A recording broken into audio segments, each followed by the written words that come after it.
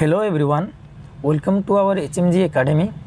आज आम political science रो preamble, fundamental rights, directive principle of state policy and fundamental duties रो समस्त MCQ को आलोचना करिबा। MCQ देखिबा पूर्व प्रथम आम एमानक विषय संक्षिप्त धारणा नबा। फास्ट जानिया प्रिएम्बल कौन। प्रिएम्बल कहले pre face of the constitution माने संविधान रो मुखबंध को आम कौन कह प्रिएम्बल। एवं आउ कौन बुझुचे ना प्रिएम्बल टी किसी कॉन्स्टिट्यूशन रो प्रिंसिपल आउ प्रोविजन को माने कॉन्स्टिट्यूशन आउ तार पर्पज को प्रति किसी व्यू मध्य देउछि। प्रिएम्बल कौन ना कॉन्स्टिट्यूशन रो किसी प्रिंसिपल आउ पर्पज प्रति किसी व्यू मध्य देउछि। आउ साधारण लोक मानक पई गोटे डॉक्यूमेंटरी बोली कार्य करुछि। साधारण लोक मानक पई गोटे डॉक्यूमेंटरी बोली कार्य करुछि। नेक्स्ट देखिबा फंडामेंटल राइट्स। फास्ट देखा फंडामेंटल राइट्स क्यों कॉन्स्टिट्यूशन आम बर कर ना फंडामेंटल राइट्स को आम USA कॉन्स्टिट्यूशन रू बर कर एवं फंडामेंटल राइट्स आमर क्यों आर्टिकल वर्णित होती ना आर्टिकल 12 रु 35 मध्य वर्णित होती फंडामेंटल राइट्स। एवं केतोटी फंडामेंटल राइट्स अच्छी 6टी फंडामेंटल राइट्स अच्छे आमर केतोटी 6टी फंडामेंटल राइट्स अच्छे। नेक्स्ट देखा directive principle of state policy. तो directive principle of state policy क्यों बर होई क्यों कॉन्स्टिट्यूशन रू क्यों देशर कॉन्स्टिट्यूशन आम बर करजे ना आयरलैंड देशर कॉन्स्टिट्यूशन रू आम बर करजे। एवं directive principle of state policy आम क्यों पार्ट रे वर्णित होई ना पार्ट 4 एवं एवं आर्टिकल 36 रु 51 रे वर्णित होई आमर directive principle of state policy जहाँ कम राष्ट्र निर्देशात्मक नीति बोली आम कहूचे। नेक्स्ट देखिबा फंडामेंटल ड्यूटीज। फंडामेंटल ड्यूटीज हमर नथिला तापर याको ऐड कराला ना हमर 42 कॉन्स्टिट्यूशनल अमेंडमेंट 42 कॉन्स्टिट्यूशनल अमेंडमेंट 1976 रे फंडामेंटल ड्यूटीज को हमर कोन कराला कॉन्स्टिट्यूशन रे ऐड कराला। एवं याको हम केउं देश रो बर कर जाय फंडामेंटल ड्यूटीज को हमें रशिया रो बर कर छे। केउं देश रो रशिया रो हमें फंडामेंटल ड्यूटीज को बर करिछे। तापरे हमर एटा फंडामेंटल ड्यूटीज केतोटी अछि फंडामेंटल ड्यूटीज हमर 10टी थिला किंतु परे हमर अमेंडमेंट 86 अमेंडमेंट 2002 रे आ गोटे फंडामेंटल को ऐड कराला। तो संपूर्ण फंडामेंटल केतोटी अछि 11टी।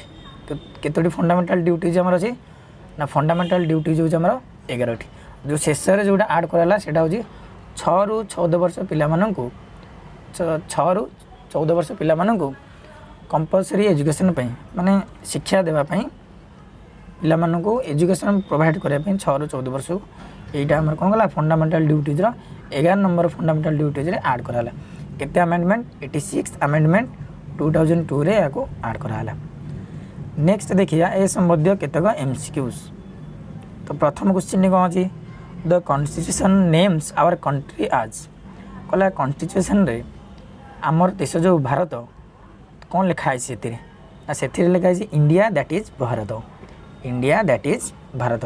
Option number B is the correct answer. Next question देखिबा what is the minimum permissible age for employment in any factory or mine.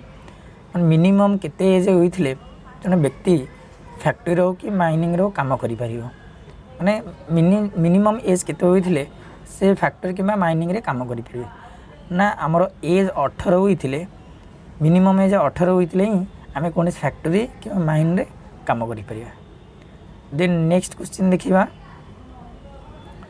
Which of the following is not a condition for becoming a citizen of India.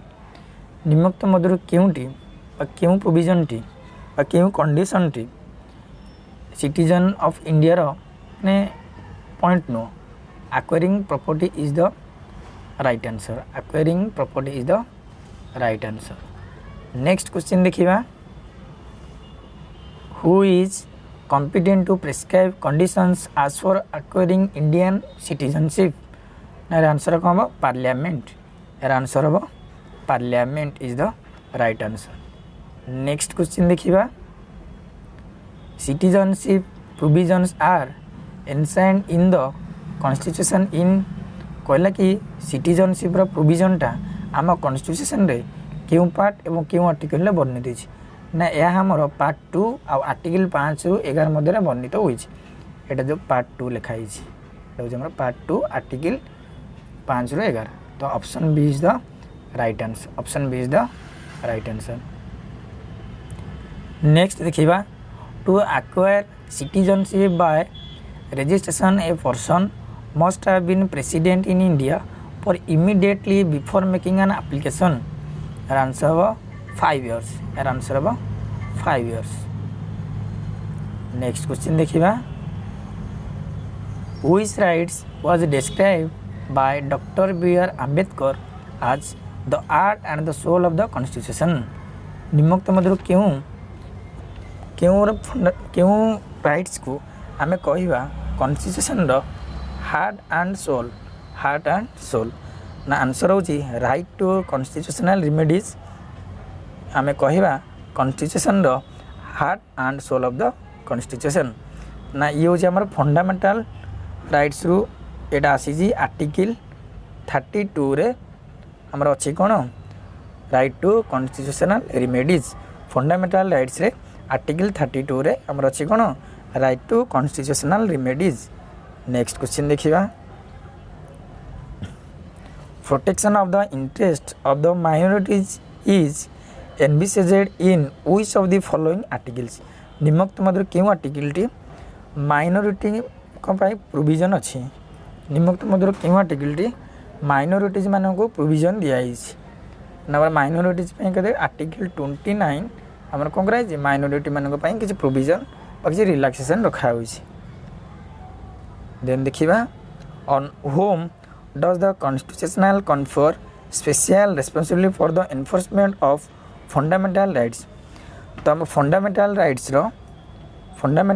Row special responsibility हमर कहा पाखरे अछि supreme court आमे जानि जे हमर fundamental duties रो conus भी हनन हेले बा खनन हेले हमर कहूँ आम केउंटरे द्वारा सेवा सुप्रीम कोर्ट पाखरे क्योंटारे सुप्रीम कोर्ट तो option number B is the correct answer. Next देखिबा under which article of the constitution is the cultural and educational rights granted क्यों आर्टिकल रे हमर कल्चरल आउ एजुकेशनल राइट्स विषय वर्णित होई ना आर्टिकल 29 एंड 30 रे हमर कल्चरल एंड एजुकेशनल राइट्स विषय वर्णित होई ये होछ हमर गोटे फंडामेंटल राइट्स ये होछ हमर गोटे फंडामेंटल राइट्स। नेक्स्ट क्वेश्चन देखिबा right to constitutional remedies come under dash कहला कि कॉन्स्टिट्यूशनल रेमेडीज केउं थिरु आसी छि आमे पूर्वर भी पढिले फंडामेंटल राइट्स रे कॉन्स्टिट्यूशनल रेमेडीज आसी छि आर्टिकल केते कहि दिली 32 आर्टिकल 32 रे आसी छि। Next question Indian constitution recognize minorities on the basis of dash answer of religion answer of religion A is the correct answer।